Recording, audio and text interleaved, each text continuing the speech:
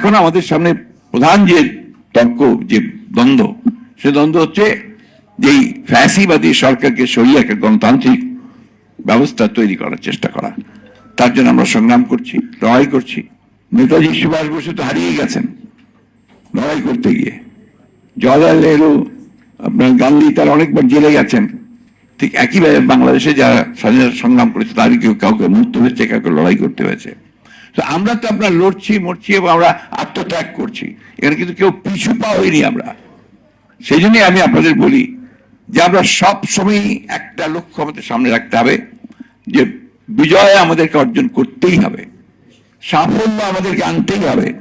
আজকে পেশাজীবীদের এই আলোচনার মধ্য থেকে আমি একটা জিনিস আপনাদেরকে খুব পরিষ্কার করে বলতে চাই, যে বাংলাদেশ জাতীয়তাবাদী দল কখনোই তার অভিষ্ট লক্ষ্য থেকে সরে দাঁড়াবে না।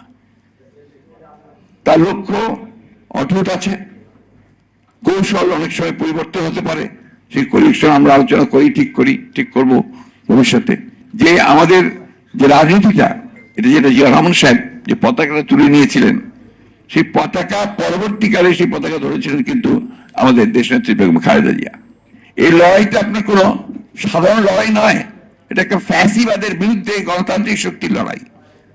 এবং এই গণতান্ত্রিক শক্তি লড়াই করতে গিয়ে আমরা ইতিমধ্যেই আমরা গত কয়েক বছরে আমাদের দলের প্রায় হাজার হাজার নেতা কর্মী প্রাণ দিয়েছে। আমাদের এই ৬০ লক্ষ মানুষের বিরুদ্ধে মিথ্যা মামলা হয়েছে। আমরা জেলে যাচ্ছি, কারাগারে যাচ্ছি। হ্যাঁ, সাফল্য আসছে না, সাফল্য একদিনে আসে না। আজকে আমাদের নেত্রী, যিনি আমাদের সবচেয়ে ইন্সপিরেশন, অনুপ্রেরণার স্থল, তিনি আজকে কারাগারে বন্ধ হয়ে আছেন। এটা আসবে যে কেন আমরা তাকে বের করতে পারিনি, যেটা আমাদের পক্ষে সম্ভব হয়নি এখন পর্যন্ত। কিন্তু আমরা সেই জন্য লড়াই করছি, আমরা সেখান থেকে সরে আসিনি। আমরা এই লড়াই চালাচ্ছি, চলবে, এবং যতক্ষণ পর্যন্ত বিজয় অর্জন না হবে এই লড়াই আমাদের চলবে। এই লড়াই ভারতে একদিনে ভারত স্বাধীন হয়নি, পাকিস্তানও একদিনে হয়নি, বাংলাদেশও একদিনে স্বাধীন হয়নি। 25 বছর বাংলাদেশের সংগ্রাম হয়েছে স্বাধীনতার। আমরা তো মাত্র কয়েক বছর লড়াই করলাম।